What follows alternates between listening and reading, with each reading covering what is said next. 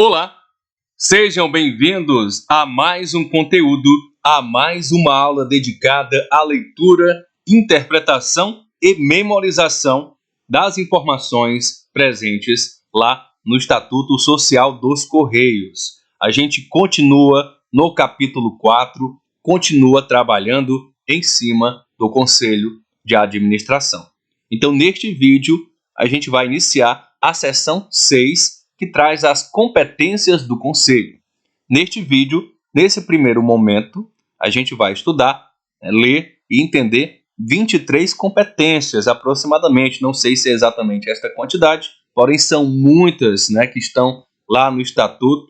Não dá para trazer tudo em uma só aula, senão fica cansativo, e se o cansaço chega, o aprendizado, que é o que a gente está buscando, ele vai embora. Não adianta só cumprir um tempo determinado de estudo se ele não é útil, se ele de fato não te engrandece. Tá bem? Então vamos iniciar. Sem mais conversas, você já sabe como funciona, você tem acompanhado o nosso trabalho até aqui, não vai ser diferente. A gente traz aqui, então, seção 5, que começa no artigo 50. Compete ao Conselho de Administração. Então a gente faz a leitura, seguido da interpretação. 1. Fixar a orientação geral dos negócios da ECT. Então, o Conselho de Administração, ele deve estabelecer o que, professor? Diretrizes estratégicas que irão guiar todas as operações da empresa. Essa orientação geral é essencial para garantir que a ECT atue de maneira alinhada aos seus objetivos sociais e às expectativas dos acionistas, que no caso dos Correios, o acionista é a União. Competência 2. Avaliar a cada 4 anos o alinhamento estratégico, operacional e financeiro das participações da ECT ao seu objeto social, devendo, a partir dessa avaliação, recomendar a sua manutenção, a transferência total ou parcial de suas atividades para outra estrutura da administração pública ou o desinvestimento da participação. Então, essa avaliação que ocorre a cada 4 anos desse alinhamento das participações da ECT com seu objeto social é uma prática importante para garantir que a empresa, que os investimentos e as atividades que ela traz, que ela pratica, estejam sempre em consonância com a sua missão. A possibilidade de recomendar a manutenção, a transferência ou desinvestimento dessas atividades demonstra um compromisso da empresa com a eficiência e também com a responsabilidade fiscal. Competência 3. Eleger e destituir os membros da diretoria executiva da ECT, inclusive o presidente, fixando-lhes as atribuições. Então, essa capacidade de eleger e destituir os membros da diretoria executiva, incluindo o presidente, confere ao Conselho um papel ativo dentro da gestão da empresa. Essa função é vital, é essencial para assegurar que a liderança esteja alinhada com as diretrizes estabelecidas pelo Conselho e que a execução das estratégias seja realizada por pessoas competentes. Então, nossa aula vai ser assim: leitura da competência e interpretação dessa competência. Não tem outro segredo, não tem um outro caminho mais eficiente para buscar, para conseguir entender esses elementos. Tá bem que de longe é o artigo mais longo do Estatuto. Competência 4. Fiscalizar a gestão dos membros da diretoria executiva, examinar a qualquer tempo os livros e os papéis da empresa, solicitar informações sobre contratos celebrados ou em via de celebração e quaisquer outros atos. Então, esse direito de examinar livros e documentos e solicitar informações sobre contratos garante transparência e responsabilidade da administração dos negócios da empresa. Essa supervisão ajuda a prevenir irregularidades e garante que a diretoria executiva atue em conformidade com as normas legais e as normas do Estatuto. Competência 5. Manifestar-se previamente sobre as propostas a serem submetidas à deliberação dos acionistas em assembleia. Então, essa função assegura uma análise crítica das decisões que impactam a empresa. Além disso, sua função de avaliar o relatório da administração e as contas da diretoria executiva antes da aprovação da Assembleia Geral é importante para garantir, mais uma vez, a chamada transparência financeira. Competência 6. Aprovar a inclusão de matérias no instrumento de convocação da Assembleia Geral, não se admitindo a rúbrica Assuntos Gerais.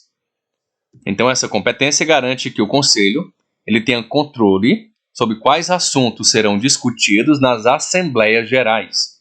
A proibição da rúbrica Assuntos Gerais assegura que apenas questões previamente definidas e relevantes sejam abordadas nesses encontros, evitando discussão vaga e discussão não pertinente, o que contribui para uma maior eficiência dessas reuniões.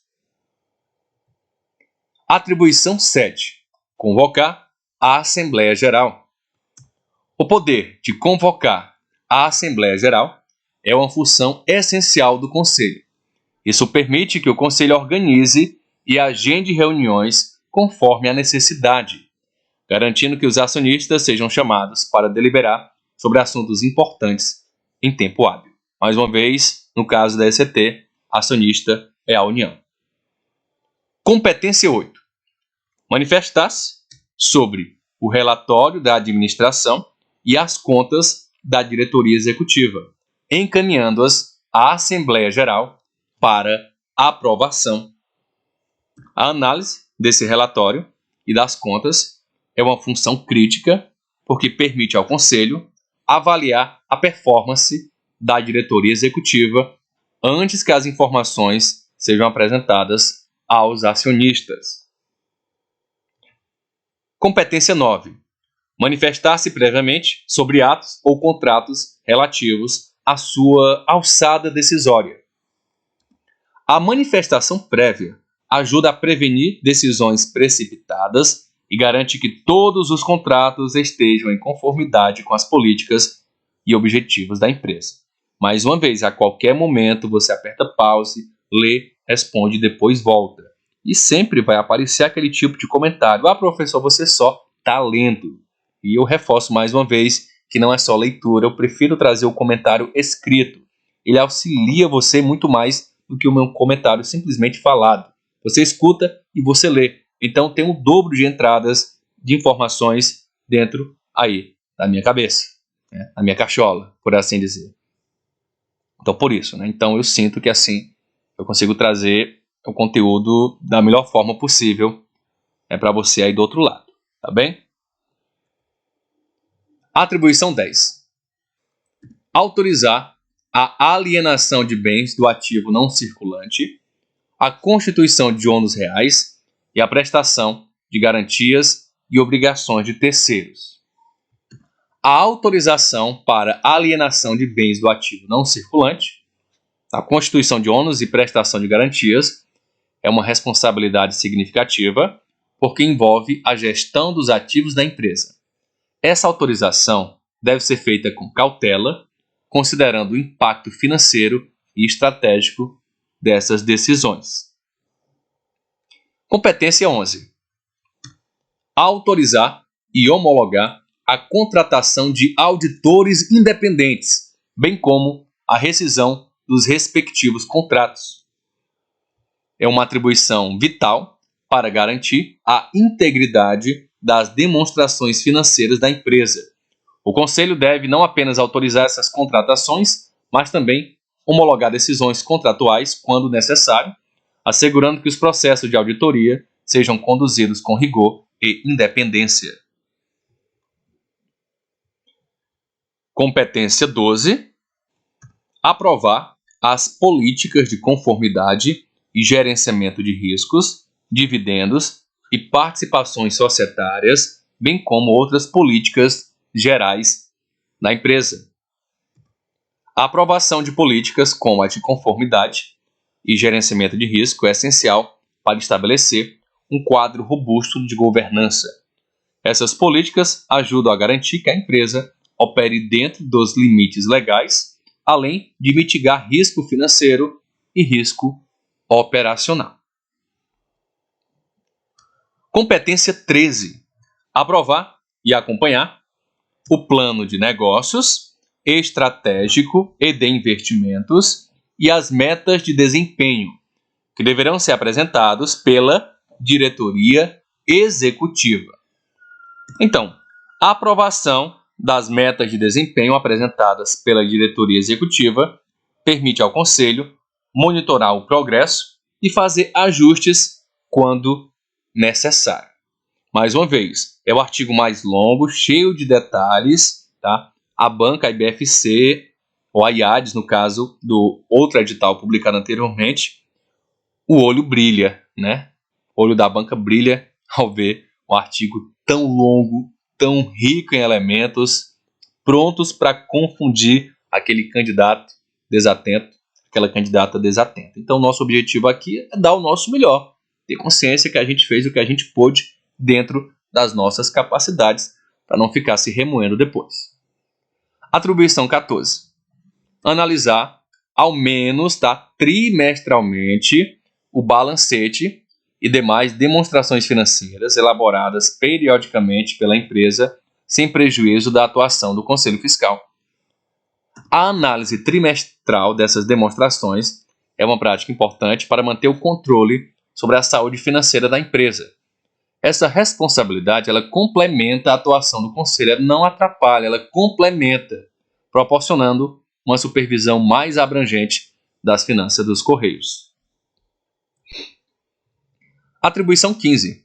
Determinar a implantação e supervisionar os sistemas de gestão de risco e controle interno estabelecidos para prevenção e mitigação dos principais riscos aos quais está exposta a ECT, inclusive os riscos relacionados à integridade das informações contábeis e financeiras relacionados à ocorrência de corrupção e ocorrência de fraude. Então, essa determinação e supervisão desse sistema é fundamental para proteger a ECT contra potenciais ameaças.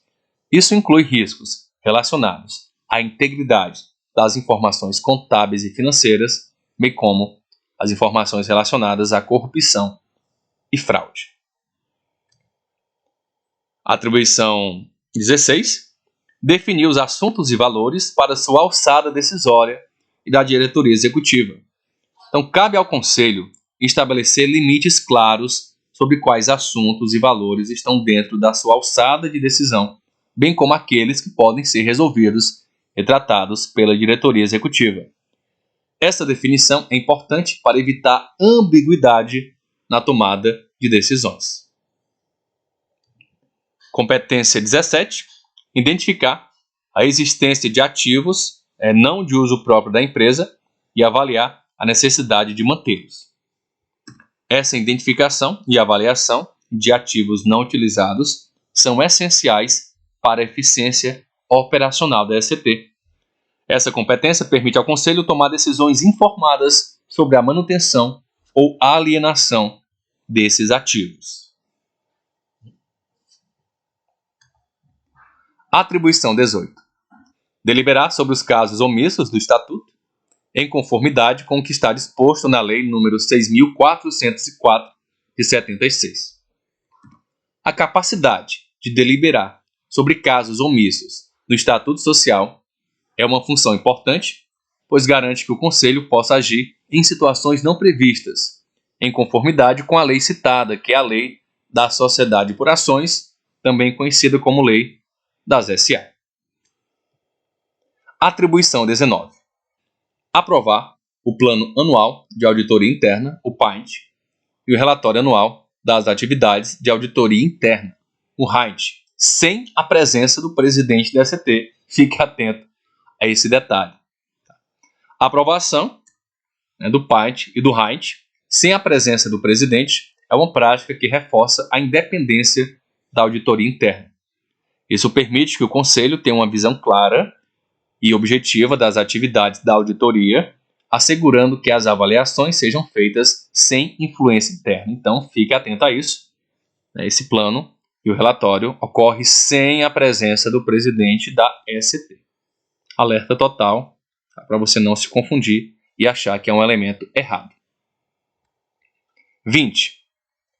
Criar comitês de assessoramento ao Conselho de Administração para aprofundamento dos estudos de assuntos estratégicos, de forma a garantir que a decisão a ser tomada pelo colegiado seja tecnicamente fundamentada. Então, a criação desses comitês é uma estratégia eficaz para aprofundar estudos sobre esses assuntos. Esses comitês permitem que o Conselho tome decisões bem fundamentadas, baseadas em análises detalhadas e especializadas sobre a temática, aumentando a qualidade das suas deliberações. 21. Eleger e destituir os membros de comitê de assessoramento ao Conselho.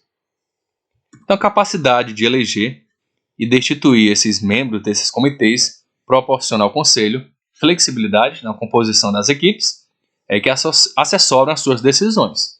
Isso assegura que esses comitês sejam formados por profissionais qualificados e alinhados com os objetivos estratégicos da ST. 22. Atribuir formalmente a responsabilidade pelas áreas de conformidade e gerenciamento de riscos a membros da diretoria. Essa atribuição é crucial para garantir que haja clareza sobre quem é responsável pela conformidade e pelo gerenciamento de riscos dentro da diretoria executiva. E a gente finaliza aqui com o 23, acho que é o último, né? Solicitar auditoria interna periódica sobre as atividades da entidade fechada de previdência complementar que administra plano de benefícios da ST e da operadora do plano de saúde. A realização de auditorias internas ajuda a identificar e mitigar riscos associados à gestão dos planos de previdência e de saúde dos Correios. Isso é especialmente relevante em um contexto onde a integridade financeira e a segurança dos dados dos beneficiários são fundamentais. Auditorias regulares aumentam a credibilidade das informações financeiras e operacionais que são apresentadas pelas entidades, promovendo a confiança entre os participantes do plano. Então, na próxima aula a gente continua. Eu sei que realmente é um assunto chato, não tem muito segredo, não tem outro caminho, não tem uma outra estratégia senão trazer o elemento, o inciso do artigo e comentar, mesmo que superficialmente, um pouquinho sobre cada um. Porque senão serão necessárias diversas aulas e horas a fio estudando o artigo 50. Tá? Que, mais uma vez, é o mais complicado, o mais chatinho. Tá? A gente tem que chegar nele, não tinha como fugir, tá? Já que o nosso objetivo é trazer o estatuto, tá? Integralmente nessas aulas que estão sendo publicadas.